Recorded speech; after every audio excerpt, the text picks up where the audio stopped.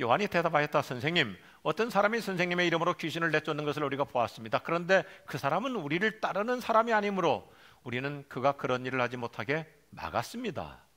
그러나 예수께서는 그에게 말씀하셨다. 막지 말아라. 너희를 반대하지 않는 사람은 너희를 지지하는 사람이다. 아멘. 네, 오늘 말씀 제목 좀 신선하게 같이 하겠습니다. 몰랑몰랑한 마음 갖기. 사랑 제풀도 펜처럼도 한번 넣을까요? 몰랑몰랑한 마음 갖기. 제가 재밌는 얘기 하나 하면서 설교를 시작하고자 합니다. 어떤 교회 목사님은 설교만 했다면 교인들을 공격하고 때리고 치는 설교를 해요. 다 교인들을 치는 설교를 해요. 어느 주일날 때마침 그 목사님을 가르쳤던 신학교의 설교학 교수님이 그 교회 예배를 드리는데도 여전히 목사님이 치는 설교를 해서 예배 후에 교수님이 물어봤어요. 목사님, 왜 이렇게 교인들을 계속 공격하고 치는 설교를 합니까? 그랬더니 그 목사님의 대답이 기가 막혀요. 요한복음 21장을 보면 예수님께서 내 양을 치라고 했기 때문에 그렇다고. 어떤 교인은 사랑방이나 선교회나 소그룹이나 어느 모임에 가든지 잘 다퉈요. 잘 치고받아요. 그래서 그분한테 물어봤어요. 왜 당신은 그렇게 어디든지 들어가면 사람들하고 충돌을 일으키고 다투고 이렇게 받고 싸우느냐고. 그랬더니 그분의 대답이 에베소서에 보면 서로 받으라 그랬기 때문에. 서로 받으라는 말씀은 넓은 가슴으로 따뜻한 품으로 잘 용납해드리고 끌어안아드리라는 말씀이죠. 우리나라는 삼천리 반도 모든 지방 지역이 동일 언어를 쓰는 백의 민족이, 동일 민족이, 단일 민족이에요. 이 앞에 사진처럼 우리나라는 대단한 강점과 저력을 갖고 있어요. 백의 민족. 그런데 단일 민족이다 보니까 다른 나라 사람에 대해서 배타적이고 폐쇄적인 문제점이 있어요. 우리나라는 대외적으로 쇄국 정책을 많이 써왔어요. 외국 사람들에 대해서 굉장히 거부적이고 적대적입니다. 여러분, 우리가 인종차별 문제를 얘기하는데 사실상 우리나라 사람만큼 외국 사람에 대해서 인종차별 심한 나라가 없어요. 우리나라는 다른 나라 사람 얘기할 때 존칭을 안 써요. 다 놈자예요. 미국 놈, 영국 놈, 외놈, 떼놈, 일본 놈, 러시아 놈, 중국 놈, 다 놈자를 써요. 대내적으로도 파장과 파벌이 많아요. 분열과 분파, 소위 사색 당장이 지금도 끊어지지 않고 있어요. 지금도 조직이나 단체마다 가보면 계파 형성으로 얼마나 배타적인 분리주의 강합니까? 우리 텔레비전 뉴스 보다가 정치 뉴스만 나오면 채널 돌리고 말잖아요. 왜냐하면 맨날 계파 싸움, 당파 싸움. 옛날이나 지금이나 답답하죠. 우리는 한 필줄 한 민족이라고 하는 관념 아래 나와 다른 생각, 나하고 조금 입장이 다른 행동을 도대체 용인하지 못하는 현상이 농후해요. 우리는 단일 민족이다 보니까 생각도 행동 양식도 같아야 된다고 하는 이 단세포적인 폐쇄주의가 있어요. 획일화예요, 획일화. 얼마나 우리는 획일화가 익숙해져 있는지 여러 사람이 한 팀이 돼가지고 식당에 밥 먹으러 가도 주문 자체가 무조건 통일이야. 우리나라는 반드시 통일될 거예요. 뭐 메뉴 선택할 여지가 없잖아요. 앞에 사람이 뭐 하나 시키면 나도 하려다가 나중에는 다 통일 그래버려. 너무 지나친 획일화. 영국 BBC 방송에서 올해 상반기에 사회적 배경, 문화, 사고방식 등이 다른 사람을 당신은 얼마나 열린 마음으로 잘 관용할 수 있습니까? 라고 하는 질문 앞에 우리 한국인은 20%만 매우 관용적이라고 대답하고 있어요. 우리 정신 부쩍 차려야 돼요. BBC 방송의 조사 대상 국가 27개 국가 중에서 우리나라가 26위 했어요. 우리는 어느 날부터 엄청나게 불용적인 마음. 조사에 따르면 우리 한국인들은 사회를 분열시키는 가장 큰 갈등 요인이 뭐냐면 정치적인 견해, 정치적인 입장. 그래서 이 정치 문제 때문에 그렇게 교회 안에서 친근하게 지내던 교우 관계도 금이 가기 시작하고 가족 관계도요, 부모 자식 간에도 이 정치 문제만 나왔다면 막 앙숙이 되는 잘못된 현상이 나타나죠. 제가 어느 책에서 최근 우리나라 사람들에게 나타나고 있는 병현상 5가지를 보면서 정말 수긍했어요. 첫째, 성격이 거칠어졌어요. 원래 우리는 백예민족으로서 참 순수하고 착한 심성을 갖고 있는 민족인데 어느 날부터 성격이 거칠어졌어요. 둘째, 조급해졌어요. 셋째, 화를 잘 내요. 넷째, 믿지 않으려고 해요. 웬만해서 안 믿으려고 해요. 그리고 다섯째, 마음이 좁아졌어요. 우리나라의 민심은 갈수록 편협한 마음의 양극화 현상이 심각해져 가고 있습니다. 보수와 진보, 기성세대와 신진세대의 이 갈등과 간극은 심각하게 벌어져 가고 있습니다. 서로의 입장과 견해를 인정하거나 수용하려고 들지 않고 일단 거부부터 합니다. 단세포적으로 반대부터 하고 시작합니다. 마음이 좁아지다 보니까 현대 우리 사회에 처항 문화가 형성돼 버렸어요. 무조건 반대. 일단은 반항하고 저항하고 보는 거예요. 그렇게 어려운 일 아닌데도 우리는 나하고 생각이 다른 사람을 여간해서 인정하려고 하지 않아요. 불인정을 넘어서 불신으로까지 혐오하며 나하고 나한테 찬성 안 했다고, 나하고 동조 안 했다고 악으로 여겨요. 뭐라 그럽니까? 다르다고 생각하지 않고 틀렸다고 여기는 것까지를 넘어서서 이제는 뭐라면 나하고 같이 하지 않으면 그 사람 나쁜 사람이에요. 악으로 여겨. 그 사람 나쁜 사람이에요. 어느 날부터 무서운 율법주의 잣대로 자기 스스로를 좁혀가고 있어요.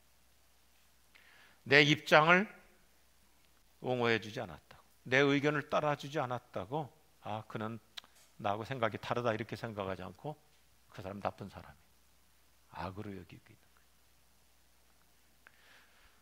이런 경직된 상황에 살고 있는 우리들, 제가 최근에 너무나 공감이 가는 좋은 책을 하나를 읽고 참 많은 것을 깨달았어요. 퍼스널 브랜드의 아주 훌륭한 아이디어 뱅크라고 할 수 있는 이장호 박사가 쓴 몰랑몰랑이라고 하는 책이에요. 참 훌륭한 분이에요. 이분은 경영학으로 또 예술학으로 박사학위를 3개나 갖고 있는 신지식인이에요. 우리는 열린 마음으로 무엇이든지 받아들일 수 있고 어디에든지 적응할 수 있는 몰랑몰랑한 성품을 개발해 가자고 호소하고 있어요. 우리는 단선적 사고에서 벗어나서 복선적이고 합선적인 사고를 가질 수 있어야 됩니다. 단편적인 시각에 매몰되지 말고 다양한 측면을 고려해서 폭넓게 끌어안을 수 있는 넓은 가슴이 필요해요. 이런 측면에서 우리 이어령 박사는 우리나라의 고유의 이 민족적 좋은 특성이 어디서부터 시작됐는가? 비빔밥 문화라는 거예요. 갑자기 시장기가 느끼실 거예요. 비빔밥 얼마나 매력적이에요. 우리 민족성의 진수라고 얘기하는데요, 날 것도 익힌 것도 그 중간도 다 함께 융합 시스템을 이뤄가는 것이 비빔밥의 매력이죠. 비빔밥에 들어가는 재료마다 성질과 색깔이 다 달라요. 성분이 다 달라요. 그런데도 함께 뒤섞여서 맛의 교향곡을 이룬다고 얘기하죠. 우리나라가 어떻게 보면요, 민족적으로 훌륭한 저력을 많이 갖고 있는데 융합의 원조가 우리나라예요. 옛날에는 뭐 복합이다, 혼합이다 이런 말을 썼는데 요즘 융합이라는 거 뭡니까? 융합이라는 말이 정말 매력적인 단어이잖아요. 모두 개성 DNA를 다 인정하고 살려주면서도 하나가 되는 융합. 비빔밥 각자 맛이 다 있으면서도 그러면서도 함께 맛의 교향곡을 이루어서 설교하는 제가 지금 침이 넘어가고 있어요. 비빔밥. 우리 민족은 원래부터 동종이 아닌 이종, 익숙한 것이 아닌 낯선 것, 아는 것이 아닌 모르는 것에 대해서도 열린 마음으로 수용하는 태도가 우리 민족의 좋은 본성이었어요. 여러분, 우리는요 잘 받아들이는 민족이었어요.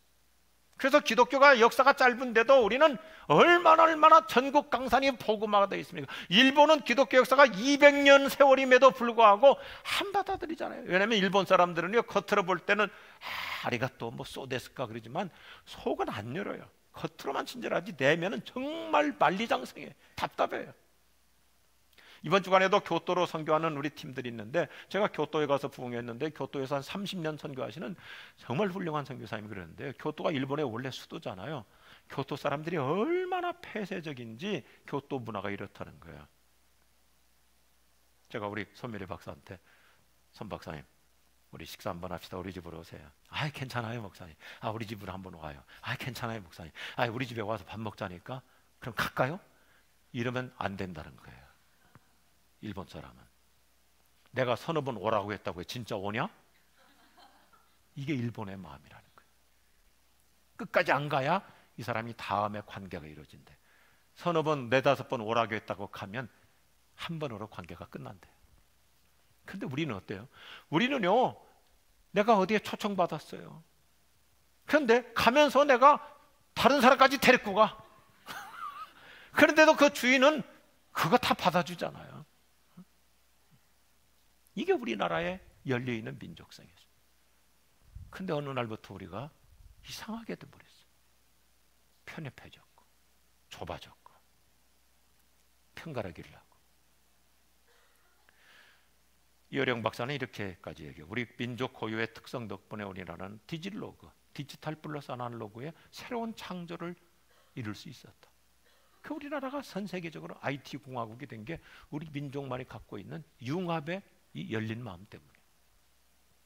프랑스 학과생 데치베르는 다른 사람과 함께 다른 사람을 통해서 서로 협력할 때 위대한 것이 탄생한다고 말하기도 하죠. 여기저기 모인 생면부지의 사람들이 서로 만나서 교류하고 금세 정보를 나누는 거. 우리나라 우리 아이들의 엄마들의 저력이 뭡니까? 생면부지 엄마들 금방 만나가지고 한순간에 친구가 되고 그냥 온갖 정보 다 입수하고, 요즘은요 강아지 새끼 한 마리 때문에 모두가 교류가 이루어져요. 지나가다가도 강아지 한 마리 놓고 서로 얘기하다 보면 금세 또 한 패밀리가 되더라니까. 아이, 우리나라가 어느 날부터 개판이 돼버렸어. 이렇게 마음을 열어놓잖아요. 우리는 쉽게 친해지고 협력하고 결합하고 서로 몰랑한 마음으로 어울리며 연합할수록 창조적인 효과를 창출하는 저력을 우리가 갖고 있어요. 오늘 예수님 말씀은 이 점을 우리에게 심어주는 거예요. 참 오늘 말씀이 너무 멋있어요. 요한이 뭐라고 하냐면, 선생님, 어떤 사람이 선생님의 이름으로 귀신을 내쫓는 것을 우리가 보았습니다. 그런데 그 사람은 우리를 따르는 사람이 아니므로 우리는 그가 그런 일을 하지 못하게 막았습니다. 요한은 지금 예수님께 칭찬받고 싶어서 뭐라고 합니까? 요한이라는 사람은 원래 성격이 아주 좁은 사람이었고 편협한 사람이었고 옹졸한 사람이었거든요. 그러니까 요한은 예수님, 저 사람들도 지금 능력을 행하는데 우리 12 제자 그룹이 아니잖아요. 그러니까 우리가 못하게 막아버렸습니다. 이러면 예수님께서 잘했다 칭찬해 줄 줄 알았는데, 예수님은 얼마나 큰 심장을 이들에게 심어주시는지 다음 말씀이 뭐있어요? 막지 마. 너희를 반대하지 않는 사람은 결국 너희를 지지하는 사람이야. 지금 우리 12 제자 그룹에 들어와 있느냐 안 들어와 있느냐, 예수님은 그 선을 능가해서 우리가 모두가 다 하나님 나라의 한 역할을 하고 있음을 주지시켜주고 있어요. 나와 같은 그룹이 아니라고 견제하거나 막지 말라는 말씀이, 당신을 반대하지 않는 사람, 그 사람이 결국 당신을 지지해주는 좋은 사람이 될 수 있다고 하는 이 열린 자세이죠. 쉬운 성경 번역을 보면 참 쉽게 되어 있어요. 너희를 반대하지 않는 사람이 너희를 이롭게 하는 사람이고, 또 다른 번역에서도 너희를 위하는 사람이 될 수 있다. 이 앞에 스크린 보시면서 영어 성경 참 쉽게 표현하고 있어요. 얼마나 멋있어요? He is not an enemy. 그는 적이 아니에요. 적이 아니고 He's an ally. 동료예요. 동지예요. ally. 옆에 분하고 인사합시다. 올라, 동지였네. 참 예수님은 우리에게 무엇이 진짜 그리스도인의 심성인가, 인품인가를 가르쳐 주십니다. 나를 반대하지 않는 사람, 나를 위해 주는 것이고 나를 지지해 주는 사람. 우리를 반대하지 않으면 결국 우리 편이 되고 우리를 응원해주고 이롭게 해줄 수 있다고 하는 오픈 마인드를 품고 살게 하십니다. 예수님은 속이 좁으며 편협한 제자들에게 포용력 있는 신앙인이 될 것을 가르쳐 주십니다. 성경은 볼수록요, 예수님이 원하시는 것은 믿음이 큰 자만 될 것이 아니라, 따라합시다, 마음이 큰 자. 예수님은 여기까지 우리를 데리고 가십니다. 단순히 믿음이 큰 자가 아니라 마음이 큰 자가 되어야 된다. 옹졸한 신앙인이 되지 말고 관대한 그리스도인이 되라고, 비전이 클 뿐만 아니라 가슴이 큰 사람이 되라고, 우리 지구촌교회는 큰 심장의 신자가 될 수 있기를 주의 이름으로 축복합니다. 축복합니다. 은혜 셰플 축복합니다. 벤처럼 축복합니다. 큰 심장을 갖고 다 끌어안을 수 있고 수용할 수 있는 그리스도인이 필요한 거예요. 내 편이냐 네 편이냐로 치졸하게 편가르지 말고 관대한 인격을 갖춘 신앙인, 이 시대에 얼마나 필요합니까? 소박한 영어 표현이니까 우리 마음에 담으려고요. 우리 엑스클루드, 배타적이 되지 말고 인클루드, 다 끌어안을 수 있는 수용적인 그리스도인 살아갈 수 있기를 주의 이름으로 축복합니다. 우리 한번 생각해 보세요. 어떻게 하면 이렇게 몰랑몰랑한 내 마음을 길들여 갈 수 있을까? 저는 예수님 말씀을 묵상해 보니 이렇게 큰 그림으로 말씀하시는 것 같아요. 첫 번째 같이 하죠. 서로 인정하며 자유를 줍시다. 한번 더 합시다. 서로 인정하며 자유를 줍시다. 기독교는 자유함의 종교예요. 저는 학교 다닐 때 어거스틴의 책 가운데 이 좋은 표현을 읽고 제 인생의 지론으로 삼고 제 목회의 근간이 되고 있어요. 보세요. In necessaris unitas, 본질적인 것에는 일치를 In unnecessaris libertas, 비본질적인 것은 자유를 In omnes charitas, 모든 것의 사랑을. 근데 여기서 중요한 게 뭐냐면 비본질적인 걸 가지고 갑론을박 따질 게 아니라 그건 자유함을 줄 수 있어야 돼요. 이 사람이 진짜 성숙한 사람. 그래서 우리 지구촌 교회 개척 초기부터 불문율 좌우명이 하나 있어요. 따라합시다. 이런들로 또하리, 저런들로 또하리. 진리 문제 본질은 우리가 사생결단 붙잡아야죠. 그러나 비본질인 것은 자유함을 줄 수 있어야 되는 거예요. 단선적으로 획일화만 추구할 것이 아니라 상대방을 최대한 배려하면서 자유함을 제공해 드리는 거예요. 얼마나 저 사진 멋있어요. 사람은 미숙한 단계일수록 통제가 많죠. 우리도 애들 키우면서 애들이 어릴수록 미숙할수록 여러 가지 집에 규칙, 규정, 통제가 있지만은 성숙할수록 규제로부터 해방돼서 자기가 책임적 자유함을 누리잖아요. 선진국일수록 불필요한 규제보다는 책임 있는 자유를 보장합니다. 후진국가일수록 규제가 많아요. 선진국일수록 독립적 자유를 줘요. 은혜로운 교회일수록 성령 안에서 자유롭게 합니다. 교회가 비슷해요. 율법적인 교회일수록 제도가 많아요. 규정이 많아요. 억압적이에요. 강압적이에요. 보면요, 은혜롭지 못한 교회일수록 교회 정관 복주가 복잡해요. 은혜 안에서 있으면 그 복잡할 필요가 없거든요. 기독교는 지엽적인 것으로 갑론을박하는 속 좁은 신앙이 아니에요. 웬만한 일에 자유함을 줘야 돼요. 물론 우리는 자유를 방종으로 변질시키는 거 안 되죠. 성경은 이런 문제도 이미 다 기초를 하고 있어요. 갈라디아서 말씀해 보면 얼마나 확실합니까? 그리스도께서 우리를 해방시켜 자유로운 삶을 살게 해주셨습니다. 그러니 굳게 서십시오. 그 누구도 다시 여러분에게 종의 멍에를 씌우지 못하게. 우리가 자유함을 얻었다고 해서 마음대로 사는 거 아니잖아요. 여기서 중요한 것이 뭡니까? 우리는 얼마나 서로 인정하며 서로 자유함을 잘 뒷받침해 드리냐. 행복을 위한 10가지 지혜 중에 첫 번째로 각자 자신의 삶을 살고 다른 사람도 그렇게 살게 내버려 두라. 독립성을 인정하라는 거예요. 나와 생각이 다른 사람을 있는 그대로 인정하는 거예요. 이미 말씀드린 대로 은혜의식으로 사는 사람일수록 자유함을 누리며 살아가요.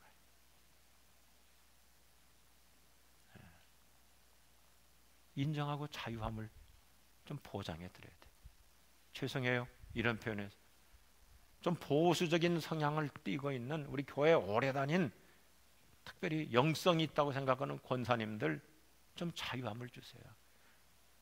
뭐 젊은 집사님이 좀 파마를 좀 색다르게 하고 왔다고 그 사람 인적 조사하고, 어떤 아이가 머리를 막 노랗게 물들이고 왔다고 그 누구 집사 아들이냐 딸이냐 그 흥신소식해서 뒷조사하지 말고, 그 아이가 노란 물들이고 왔으면 예배당 분위기가 밝아서 얼마나 좋아요. 그 자유잖아요. 비본질이잖아요. 잘못하면 우리가 자꾸 정죄의식으로 갈 수가 있거든요.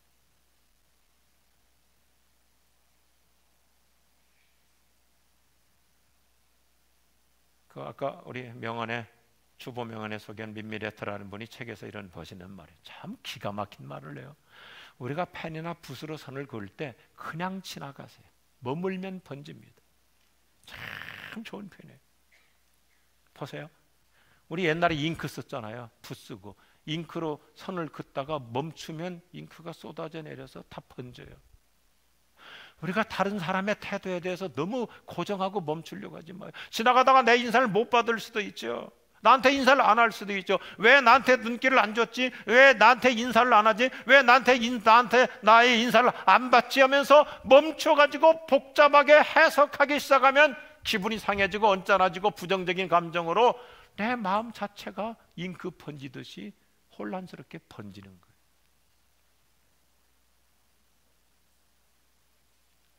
그럴 수도 있는 거 아니에요? 지나칠 수도 있죠. 놓칠 수도 있죠. 나를 못 볼 수도 있죠. 그거 뭐 그렇게 고민거리 아니잖아요. 죄송해요. 목사가 수많은 사람 대하다 보니까 로비에서 악수하다 보면 어떤 분은 악수하다가 저분이 인사했는데 놓칠 수 있잖아요. 그래가지고 상처받아서 그 다음 주에 교회 안 나오는 분당 지구촌교회 교인이 있다고 그러더라.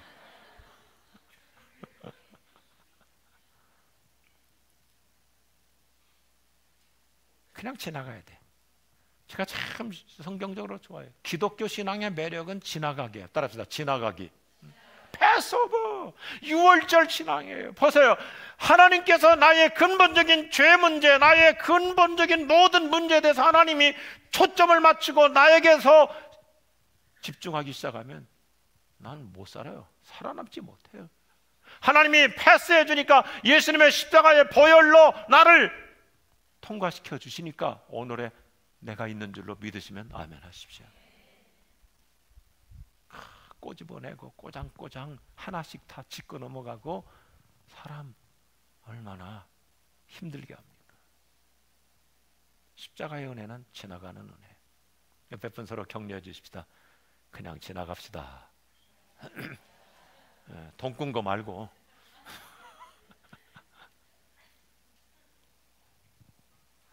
몰랑몰랑한 마음일수록 참 매력이 있어요. 이 앞에 한번 사진 보세요. 몰랑몰랑한 마음일수록요, 날카로운 포크로 찔러도 전혀 상관없는 젤리예요.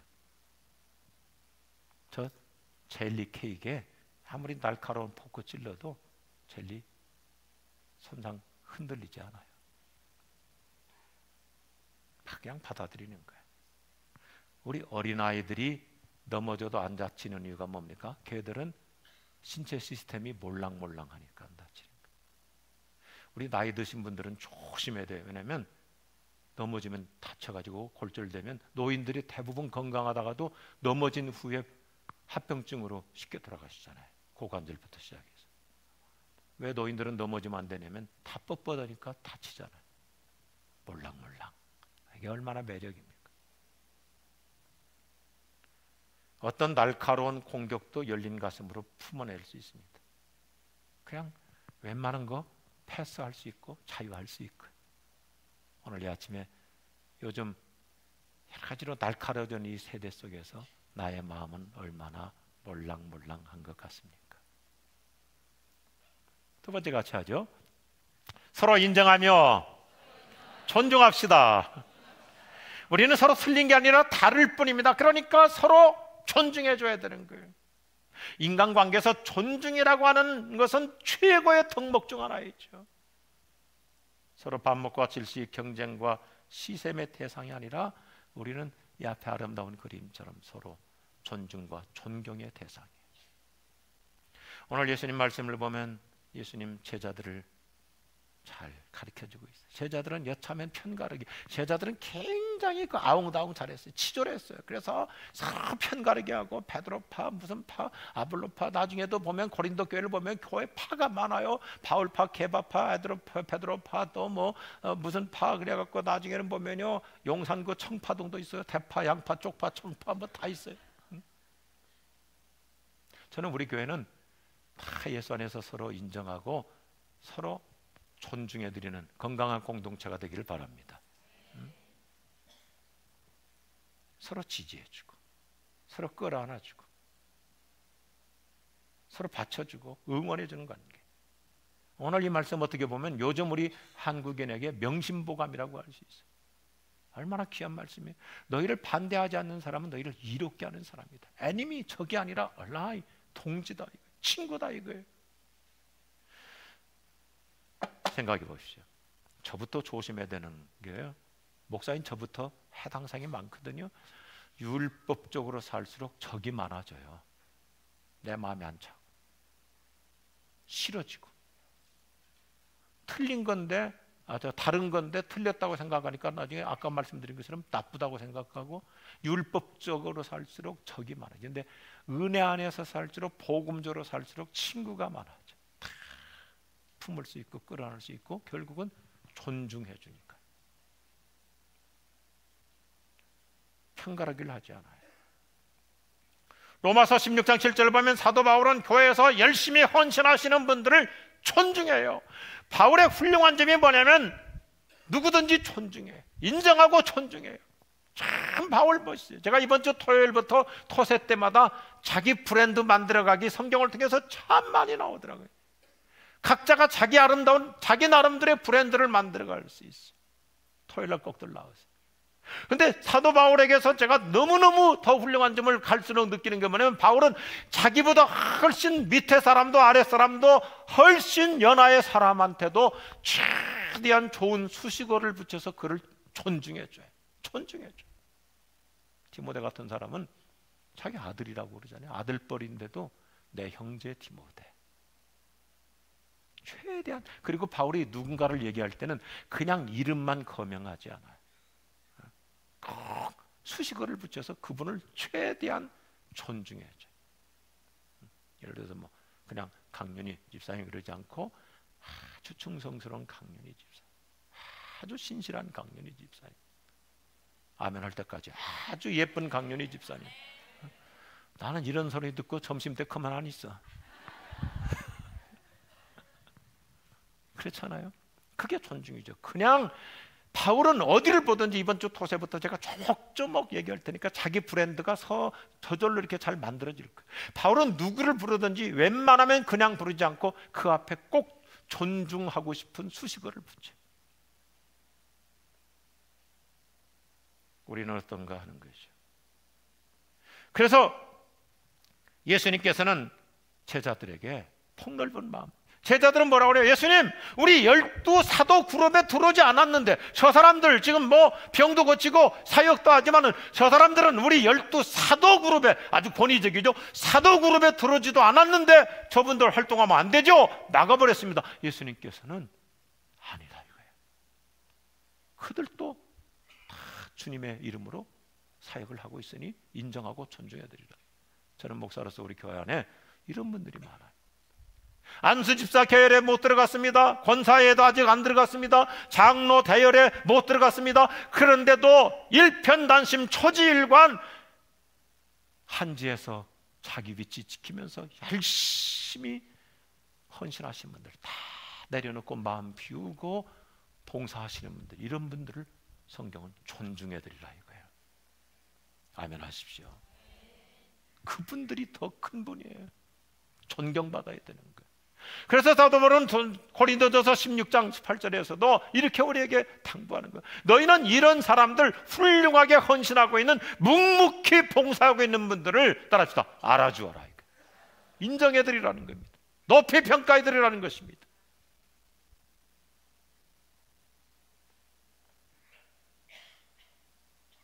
우리 주변에 존중받고 존경받아야 할 귀한 분들이 많아요.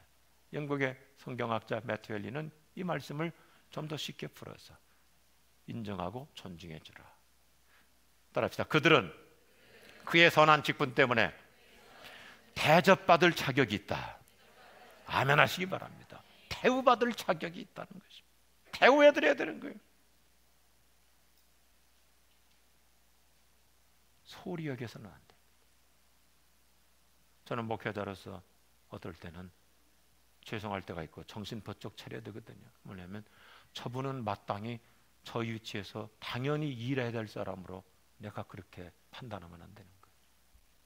이 한지에도 뜨거운 땡볕에도 주차장에 나가가지고 그냥 햇볕에 그을리면서 헌신하신 분들 소홀히 하지 말라. 성경은 얘기하고 있어요. 존중해 드리라. 한 번 더 옆에 분 격려해 드릴까요? 한 번 더 인사하십시다. 제가 인정해 드립니다.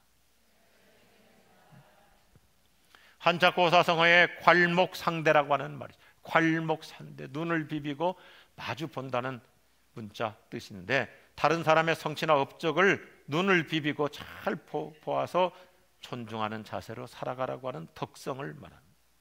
사람은 누구나 인정받는 정도가 아니라 존중받고 싶어 하는 거예요. 얼마나 좋아요. 사람이 내가 존중받는다. 얼마나 흐뭇합니까? 특별히 우리 여성분들에게 좀 강조해드리고 싶어요. 저를 다 좀 보세요. 여성분들 좀 보세요.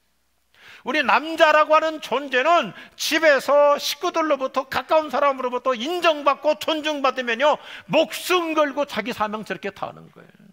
집에서 인정받고 존중받으면요, 뭐든지 다 할 수 있어요. 지금 제 얘기하고 하려고 하는 거예요. 조금만 인정하고 존중해봐요. 최선 다하죠. 자기 아끼지 않고 희생하면서 헌신하죠. 이게 예수님의 공식이에요.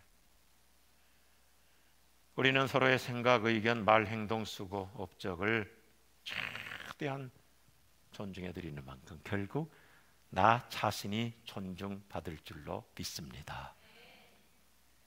오늘 우리 한번 생각해 봐요.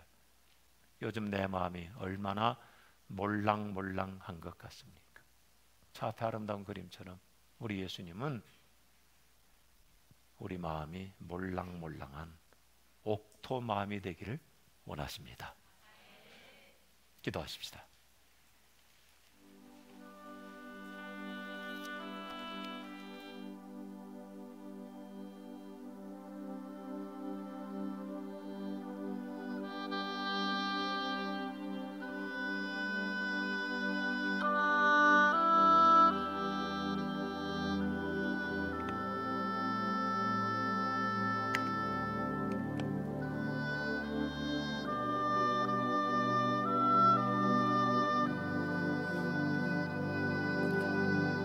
오늘 아침 부족한 저부터 시작해서 우리 스스로 자신의 마음 상태를 진단해 보십시다.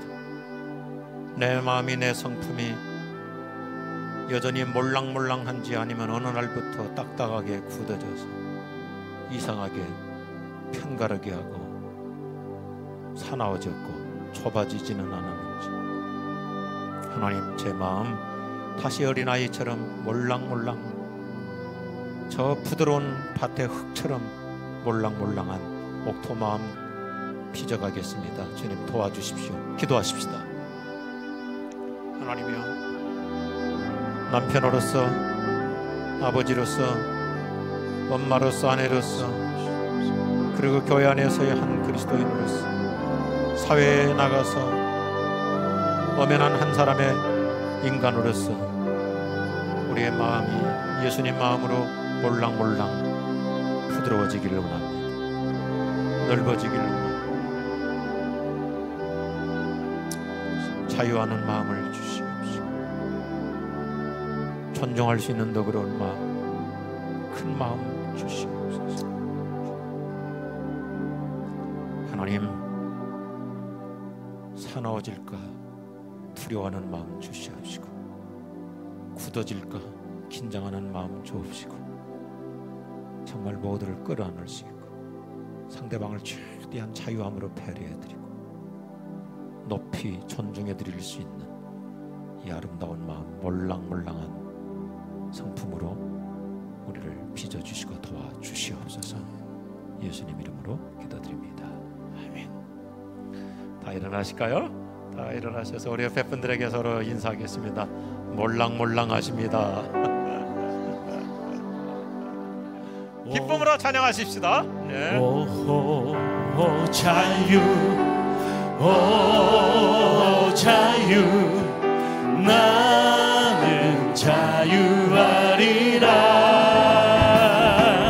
비록 얽매였으나 나는 이제 돌아가리. 자유 주시는 늘 주님께. 우리 같이 박수할까요? 오 자유, 오 자유, 오 자유, 나는 자유하리라.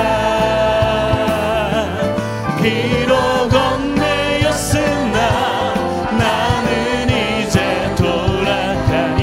자유 주시는 늘 주님께. 오 자유, 오 자유, 오 자유, 나는 자유하리라. 비록 얽매였으나 나는 이제 돌아가니. 자유 주시는 늘 옆에 분 주님께. 바라보시면서 오 자유, 오 자유, 오 자유, 나는 자유하리라. 비록 얽매였으나 나는 이제 돌아가니. 자유 주시는 늘 자유 주시는 내 주님께. 자유 주시는 늘 한 번 더요. 자유 주시는, 자유 주시는 늘 주님께. 진리를 알지니 진리가 너희를 자유케 하리라. 우리의 작은 것도 높이 높이 평가해 주시고 존중해 주시는 주 예수 그리스도의 은혜와 하나님 아버지의 사랑하심과 성령의 위로하심이 우리 모든 교우들에게 더욱 함께하옵시기를 축원하옵나이다. 아멘.